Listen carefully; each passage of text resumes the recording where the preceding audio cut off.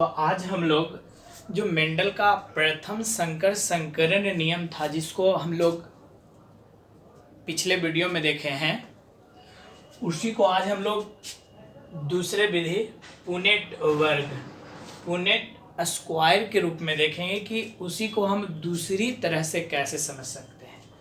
तो क्या आप जानते थे कि लंबे मटर के पौधे मतलब कैपिटल टी का क्रॉस पॉलिनेशन यानी संकरण बौने मटर के पौधे के साथ कराया जाता है। आपने क्या देखे थे कि जब इनके गैमिट बने थे तो गैमिट में तो ये सीधे आधे यानी कैपिटल टी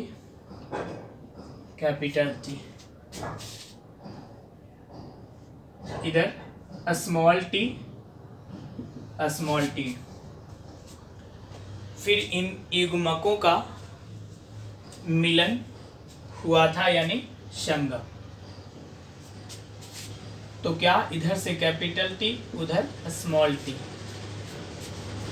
सेम इधर भी, इधर से कैपिटल टी इधर स्मॉल टी। यहाँ तक कल से हम बताया गया था कि एक लंबे मटर के पौधे यानी इसका मतलब लंबा टॉल, इसका मतलब बौना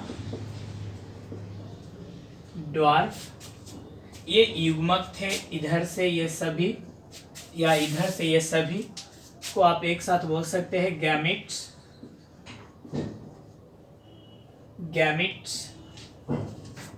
युग्मक। कल भी देखे थे।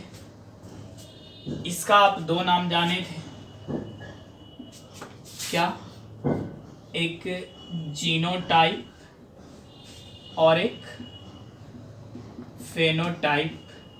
जीनोटाइप के आधार पर क्या? हाइब्रिड साधारण, फेनोटाइप के आधार पर लंबा। क्योंकि हम लोग पढ़े थे कि ऐसे पौधे को जब हम मॉर्फोलॉजिकली रूप से देखें तो उनमें बौनेपन का गुण नहीं दिखा देता, अर्थात ये सिर्फ लंबे होते हैं, और इसे हम कहते F1 जनरेशन, F1 पीढ़ी। यहां तक कल से हम था, लेकिन आज क्या देखना है? पुनेट वर्ग पुनेट स्क्वायर। तो इसके बाद फिर इनके युग्मक, तो सोचिए डबल टी कैपिटल तो एक capital T, double small T तो स्मॉल टी, उसी तरह से एक कैपिटल टी स्मॉल टी तो कैपिटल टी स्मॉल टी, इधर भी same capital T small T. यहाँ तक कल सेम था। इसके बाद हम लोग क्या कहते थे? इसको ऐसे ढक लिए थे और इसका इस तरह से मिलान किया गया था। आज क्या देखना है? पुनेट वर्ग। तो पुनेट वर्ग स्क्वायर नाम से पता है, तो एक स्क्वायर बना लेंगे इसके नीचे।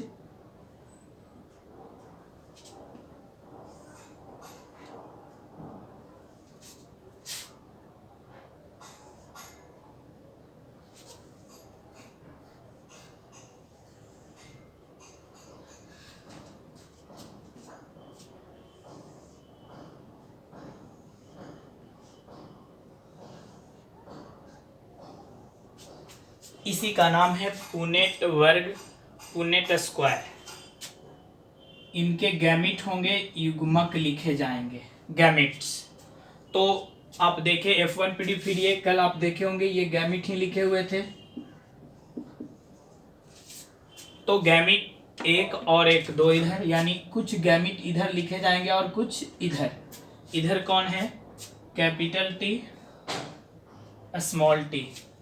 इधर का गैमिट कौन है? Capital T small T. ध्यान दीजिएगा, जब मेंडल का हम लोग पढ़ेंगे डायहाइब्रिड क्रॉस, तो इसी तरह का स्क्वायर बनेगा, लेकिन वहां स्क्वायर की संख्या 16 होगी और उसको इसी तरह से फिल करना है। सेम इसी तरह से, बस अंतर है कि यहाँ 4 फिल करने हैं और वहां 16 होंगे। कैसे? तो यहाँ हमेशा एल टाइप का बनाना है, इधर और इधर से मिल करके। इधर के युग्मक इधर से युग्मक मिल जाएंगे। तो इधर का युग्मक आपका इस तरह से बनाना है। तो इधर जब यहाँ इस तरह से बना लिया जाए तो इधर आपको क्या मिलेंगे? कैपिटल टी, इधर का लिखा गया। अब ऊपर में देखें तो क्या है? Capital T. ये आपको इमेजिनेशन करना है, बनाना नहीं है। बस ध्यान रखना कि हमेशा सब में इसी तरह का बनेगा, यानी यहाँ भी ऐसा बनेगा। तो इधर का युग्मक युग्मक गैमेट्स क्या हैं, कैपिटल टी, और फिर ऊपर जाना है तो इधर के गैमेट्स स्मॉल टी। नीचे आइए, सेम इसी तरह से बनाना है तो इधर आपको क्या स्मॉल टी और ऊपर क्या है कैपिटल टी। कल ही बात बताए थे कि जब कैपिटल स्मॉल साथ में आ जाए तो युग्मनज जब बनते हैं तो प्रायोरिटी कैपिटल वाले को दिया जाता है, यानी ये लिखना गलत है। कैसे लिखा जाएगा, तो पहले कैपिटल टी और फिर स्मॉल टी। यहाँ भी वैसे ही बनेंगे इसी तरह का, तो इधर आएंगे तो क्या स्मॉल टी और स्मॉल टी। अब आपको क्या करना है, इनके नाम कल ही की तरह बताना है, यानी टोटल आपको कितने तरह के युग्मनज मिले, तो कितने तरह के मिले, कैपिटल टी और ऐसा है नहीं है, फिर कैपिटल टी स्मॉल टी, फिर से कैपिटल टी स्मॉल टी, और उसके बाद क्या है स्मॉल टी। अब संख्या देख लीजिए, तो संख्या देख लिया जाए तो ये कैपिटल टी कितने हैं, एक। कैपिटल टी स्मॉल टी कितने हैं, दो। यहां देख सकते हैं, या इसको लगातार इस तरह से भी लिखा जा सकता है, कैपिटल टी स्मॉल टी, उसके बाद सेम है कैपिटल टी स्मॉल टी और फिर स्मॉल टी, टोटल यही है ना। अब देख लिया जाए तो जीनोटाइप में एक, ये दोनों एक जैसे, और फिर एक है ना, कल भी देखे थे, और यह जीनोटाइप था।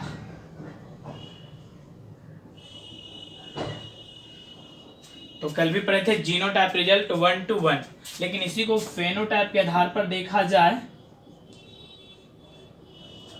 तो फेनोटाइप में आपको पता है ये तो लंबा होता ही था, और ये दोनों का फेनोटाइप जो होता है नाम बड़े वाले अक्षर के अनुसार। तो बड़े वाला कौन है, कैपिटल टी, और कैपिटल टी का मतलब लंबा, तो एक लंबे और दो लंबे कितने, 3, और बौना कितना, 1। ये परीक्षा के लिए बहुत ही VVI क्वेश्चन आते हैं। मेंडल के एक संकर संकरण नियम का जीनोटाइप रिजल्ट क्या होता है, तो जीनोटाइप 1:1 और फेनोटाइप 3:1, जिसमें 1:1 में एक लंबा, दो साधारण, एक बौना, और फेनोटाइप में 3 लंबा और एक बौना। याद रखेंगे यह हमेशा कि मेंडल के एक संकर नियम का जीनोटाइप 1:1 और फेनोटाइप 3:1 होता है। अब देखना है, ये क्वेश्चन आपके परीक्षा में आते हैं कि मेंडल के प्रथम नियम को, पहले तो ऑब्जेक्टिव में कि मेंडल के प्रथम नियम को और क्या कहते हैं, पृथक्करण का नियम, युग्मकों के शुद्धता का नियम, ए और बी दोनों, डी इनमें कोई नहीं। तो ऐसे में क्या जवाब आने वाला है कि मेंडल के प्रथम नियम को पृथक्करण और युग्मकों के शुद्धता दोनों का कहते हैं, अर्थात इस ऑप्शन के अनुसार इसका आंसर हो जाएगा ए और बी दोनों। तो ये तो ऑब्जेक्टिव का हो गया, लेकिन इसी को लघु उत्तरीय में कहता है कि मेंडल के प्रथम नियम को पृथक्करण का नियम क्यों कहा जाता है, इन्हें समझाएं। तो क्या आप ये चीज देख रहे हैं, पुनेट स्क्वायर बना हुआ है, या उसको आप प्रथम संकरण की तरह दिखा सकते हैं। तो जवाब क्वेश्चन पहले कि प्रथम नियम को पृथक्करण या युग्मकों के शुद्धता का नियम। तो चलिए पहले पृथक्करण समझते हैं कि इसको पृथक्करण है ना, सेग्रेगेशन क्यों कहते हैं। तो आप सब समझते होंगे सेग्रेगेशन मतलब सभी अलग अलग होने चाहिए। तो ध्यान से देखिएगा, आरंभ में मेंडल ने एक लंबे मटर के पौधे को बौने मटर के पौधे के साथ, अलग अलग प्लांट है तो क्रॉस पॉलिनेशन है, बौने मटर के पौधे के साथ जब संकरण कराते हैं तो इसका जो F1 जनरेशन आया, ये चीज आपको पता है कि लंबेपन बौनेपन दोनों के गुण साथ मौजूद होते हैं, जिसका जीनोटाइप के आधार पर नाम साधारण और फेनोटाइप के आधार पर लंबा होता है। तो यहाँ पर आप देखें कि लंबेपन और बौनेपन दोनों एक साथ है, जबकि शुरू में लंबा पूरा अलग था, प्योर शुद्ध थे, और यहाँ क्या है बौना, और यह भी प्योर शुद्ध है। लेकिन जब उनका संगम होता है, संकरण होता है, तो F1 पीढ़ी में ये दोनों कैरेक्टर, दोनों गुण साथ आ जाते हैं। अब यहां पर स्वपरागन होता है, यहां क्या था क्रॉस पॉलिनेशन। तो स्वपरागन होता है क्या कि जो साधारण जीनोटाइप के आधार पर है और फेनोटाइप के आधार पर लंबे, इन पौधे को जब संकरण कराया जाता है तो जैसे ऊपर थे सेम सब अलग होते। देखिए डबल कैपिटल टी जो प्योर है, capital T small T, capital T small T, capital T small T, यानी ये दोनों यहां से और दोनों का दोनों स्मॉल टी इधर से, यानी टोटल 4। ये देखिए एक डबल कैपिटल टी जो कि यहाँ है, 2 कैपिटल टी स्मॉल टी जो कि यहाँ है, और एक दोनों स्मॉल टी यहाँ है।